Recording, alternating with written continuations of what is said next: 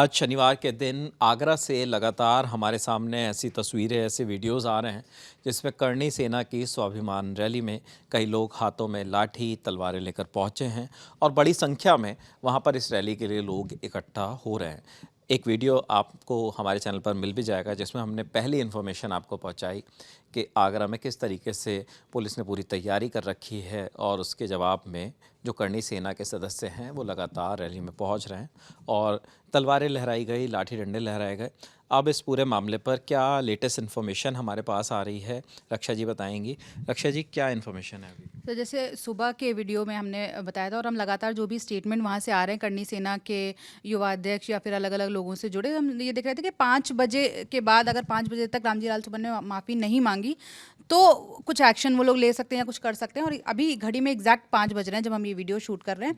तो अभी जो वीडियोज़ हमारे पास आ रहे हैं जो हम स्क्रीन पर दिखा भी देंगे, तो उसमें देखने कि टेंट पर चढ़ने लगे हैं कार्यकर्ता और जो इनका कार्यक्रम है वहाँ पर हालात बेकाबू होते जा रहे हैं। करणी सेना का युवा अध्यक्ष है लोकेंद्र राणा, जब वो क्या कहते हैं स्टेज पर पहुंचा, उसके बाद वहाँ पर भी कुछ कार्यकर्ता पोल पर लटक गए, कुछ छत पर चढ़ गए। तो उत्पात की स्थिति वहाँ पर अभी देखने को मिल रही है। पुलिस ने भी अपनी मतलब गतिविधियाँ बढ़ा दी हैं, ब्लॉक करने की कोशिश कर रहे हैं, उनको रोकने की कोशिश कर रहे हैं, लेकिन फिलहाल जो विजुअल्स हम देख पा रहे हैं उससे अभी बहुत उत्पात की स्थिति वहाँ पे बनती नजर आ रही है। और इसी बीच में अखिलेश यादव इटावा में है, तो उन्होंने भी करणी सेना को लेकर एक स्टेटमेंट दिया है, क्योंकि उन्हीं के सांसद के स्टेटमेंट के बाद ये सब बवाल रामजी लाल सुमन के बाद उसी के बाद ये बवाल शुरू हुआ है। तो उन्होंने बोला है कि ये सेना वेना सब नकली है और ये सब बीजेपी वाले हैं। तो उनका स्टेटमेंट भी हम आपको सुना देते हैं पूरा। अगर कोई हमारे रामजी लाल सुमन जी या किसी भी कार्यकर्ता का अपमान करेगा तो हम लोग भी समाजवादी लोग उसके साथ खड़े दिखाई देंगे, उसकी सम्मान की लड़ाई लड़ने का काम करेंगे। और ये सेना वेना सब नकली है, याद रखना। हिटलर ने भी बनाई थी एक ट्रूपर। हिटलर अपने समय पर एक फौज रखता था, अपने कार्यकर्ताओं को पुलिस की वर्दी पहना देता था, फौज की वर्दी पहनाता था, फिर अपने विरोधी लोगों को पिटवाता था। उसका नाम था ट्रूपर्स, कहा करते थे उसे। ये बीजेपी वालों की ये ट्रूपर है, ये जो सेना दिखाई दे रही है ये कोई सेना वेना नहीं है, सब बीजेपी वाले लोग हैं। इसके अलावा राजस्थान में करणी सेना के अध्यक्ष रहे थे सुखदेव सिंह, जिनको गोली मारकर जिनकी हत्या कर दी गई थी। तो उनकी पत्नी शीला शेखावत भी इस आयोजन में पहुंची हैं करणी सेना को सपोर्ट करने। तो उन्होंने रामजी लाल सुमन के लिए को चैलेंज किया है। उन्होंने बोला है कि करणी सेना के कुछ सेवक ही काफ़ी हैं रामजी लाल सुमन के लिए, इतने बड़े आयोजन की या इतने सारे लोगों की कोई ज़रूरत नहीं है। उनका भी स्टेटमेंट हम आपको सुनवा देते हैं।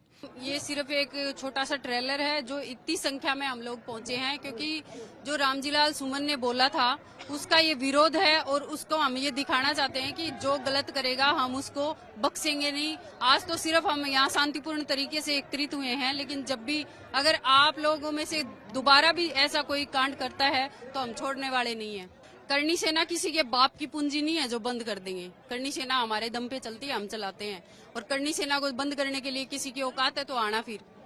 अरे छुपते तो तुम लोग फिर रहे हो, सिक्योरिटी तो तुम लोग मांग रहे हो और करणी सेना को बोल रहे हो कि बंद कर दो। अरे बंदी है ना, आओ ना हमारे सामने, अगर हिम्मत है तो थोड़ा आके बैठो, बताएं हम करणी सेना होती क्या है। देखिए, हम घर पे कुछ नहीं करेंगे, हम परिवार को टारगेट नहीं करते, हम टारगेट उसको करते हैं जिसने गलत किया है। परिवार के लोग खुद माफी मांग रहे हैं। उन्होंने तो पहले स्टेटमेंट जारी किया था, उनकी वाइफ का भी हमने देखा था, उनका कोई कसूर नहीं है। लेकिन हाँ, ये रामजी लाल फिलहाल दिल्ली घुसा हुआ है, वहां पर छुपा हुआ है, लेकिन ये दिल्ली से जब भी बाहर आएगा तो 500 सुखदेव सिंह गोगामेडी ने तैयार कर रखे हैं। उनमें से कौन सा सुखदेव सिंह गोगामेडी आकर के इसके कान के नीचे बजाएगा, इसको खुद को पता नहीं चलेगा। जी, ये बयान जो है वो सुखदेव सिंह जिनकी हत्या कर दी गई थी उनकी पत्नी की तरफ से है और कई तरीके के ऐसे भड़काऊ बयान और हिंसक तस्वीरें भी वहाँ से हमारे सामने आ रहे हैं, जिसमें तलवार लहराने की बात हो, डंडे लहराने की बात हो, या बताया गया कि किस तरीके से भीड़ उग्र हो गई वहाँ पर जब वहाँ पर पुलिस पहुँची, खुद एसीपी पहुँचे। तो कई ऐसी तस्वीरें हैं। फ़िलहाल जिस वक्त ये वीडियो रिकॉर्ड करना है, रक्षा जी ने आपको बताया 5 बजे का वक्त है, तब तक का एक अल्टीमेटम दिया गया था कि रामजी लाल सुमन माफ़ी मांगे, नहीं तो उसके बाद करणी सेना आगे कूच करेगी। अब जो भी नई जानकारी होगी वो आप एक और इसमें जानकारी ये ज़रूर आ रही है हमारे पास कि अभी तक हम सुबह से आगरा की बात कर रहे थे कि आगरा में 80,000 90,000 करनी सेना के कार्यकर्ता सब इकट्ठा हुए हैं वहाँ पर, लेकिन अभी लखनऊ से भी पुलिस का स्टेटमेंट एक आया है जहाँ पे बताया गया है कि कुछ रामजी लाल सुमन के स्टेटमेंट को लेके कुछ इन्फॉर्मेशन फेसबुक पे और अलग अलग सोशल मीडिया प्लेटफॉर्म्स पे सर्कुलेट हुई थी, जिसके बाद ये आशंका जताई जा रही थी कि वहाँ के अटल चौक पे जो पहले हजरतगंज चौराहा हुआ करता था जिसका नाम, वहाँ पे कुछ लोग इकट्ठा हो सकते हैं। तो पुलिस फिलहाल सतर्कता बरत रही है, वहाँ पे काफ़ी पुलिस मौजूद हो चुकी है। तो लखनऊ से डीसीपी सेंट्रल आशीष श्रीवास्तव की बाइट आई है, हम वो सुनवा देते हैं कि वो इस पूरे पुलिस इस वक्त क्या कर रही है, क्या इन्फॉर्मेशन सर्कुलेट हुई थी उस पर कुछ बता रहे हैं, तो वो हम सुन लेते हैं। देखिए, यहाँ पर कुछ फेसबुक और अन्य सोशल मीडिया के माध्यम से ये सूचना प्राप्त हुई थी कि कुछ लोग यहाँ पर अटल चौक पर हजरतगंज पर आने की बात कह रहे हैं। जिन लोगों ने भी ये मीडिया पर डाला था उन सभी से वार्ता करी गई, उन्होंने अब यहाँ न आने की बात कही है और अपने फॉलोअर से भी यहाँ न आने की अपील करी है। लेकिन फिर भी फोर्स यहाँ एहतियातन मौजूद है ताकि यदि कोई व्यक्ति यहाँ पर आए तो उनके प्रदर्शन से आम मानस को किस तरह की कोई परेशानी ना हो। जी, ये डीसीपी सेंट्रल आशीष श्रीवास्तव की बाइट थी जो आपको सुनवाई।